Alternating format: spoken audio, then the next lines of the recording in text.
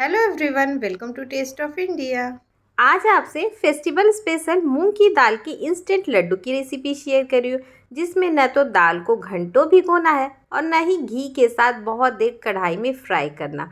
फटाफट से और बहुत ही सॉफ्ट, एकदम माउथ मेल्टिंग बनेंगे ये। इन लड्डुओं को बनाने के लिए सिंपल मूंग की दाल 1 कटोरी ली है मैंने, 250 ग्राम के करीब है। अब इसे भिगोना नहीं है, बल्कि हल्का सा जाली में रखकर 2 बार पानी से धो ले, जिससे जो भी डर्ट गंदगी लगी रहती है इसमें वो निकल जाएगी।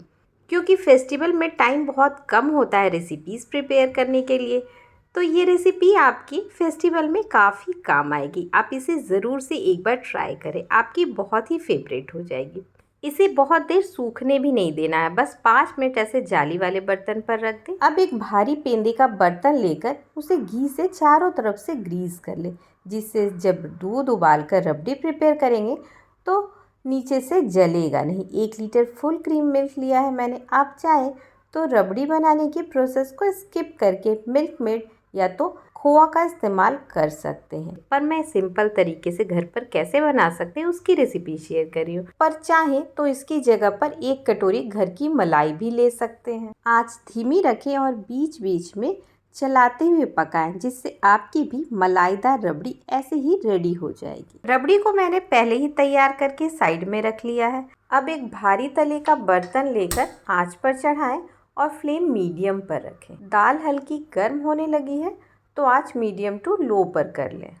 जो भी भुनाई दाल की होनी है ना, यहीं पर होनी है, तो इससे बिल्कुल धीमी आंच पर ऐसे कलर के चेंज होने तक लगातार से चलाते हुए पकाएं। पर ये जले नहीं, इसका भी ध्यान रखें।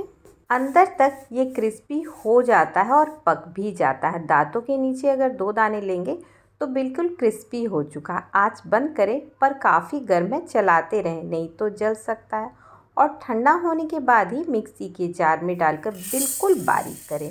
अगर दाने थोड़े भी हो तो छलनी से छालकर अलग कर दें। मैंने काफ़ी बारीक पीसने की कोशिश की है, ये देखिए इस तरीके का ही ये बारीक तैयार करके रखें। बारीक पीसे छानने की ज़रूरत ही नहीं पड़ती है। वापस से फ्राइंग पैन को आंच पर चढ़ाकर घी को गर्म किया मैंने। बस 2 चम्मच ही यहाँ पर घी डाला है और आंच बंद कर दिया है, ताकि ये जो दाल का पाउडर है ना, इसको घी में अच्छे से हम कोट कर लेंगे। अच्छे से मिक्स हो चुका है तो यहाँ पर आंच ऑन करें।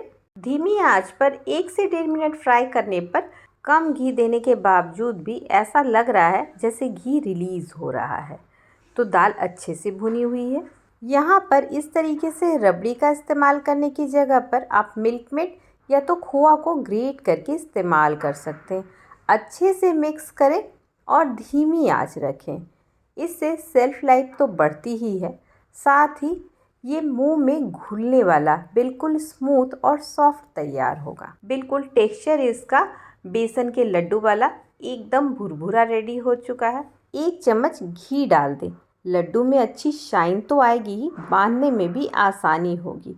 साथ में हरी इलायची का पाउडर डालकर मिक्स करें और आंच को बंद कर दें। अब ये बहुत गर्म है, हल्का ठंडा होता है तब तक 2 चम्मच खरबूजे के बीज को ड्राई रोस्ट कर लें। इसमें आप काजू या तो बादाम के भी टुकड़े डाल सकते हैं रोस्ट करके। कच्चा ना डालें, सेल्फ लाइफ कम हो जाएगी। और जब फ्राई करके डालते हैं ना, तो खाने में भी इसका टेक्सचर अच्छा लगता है। जितना मूंग की दाल थी ना 1 कटोरी, तो उसी कटोरी के नाप से 1 कटोरी बूरा डाला है मैंने। आप चाहें तो देसी खांड या तो चीनी को पीसकर इस्तेमाल कर सकते हैं, पर बूरा से टेक्सचर बिल्कुल बाजार वाले लड्डू का आता है। और हाँ, गर्म में ही डालें, क्योंकि तभी चीनी या तो बूरा जो डाल रहे हैं हल्का पिघलेगी और लड्डू को बाइंडिंग देगी।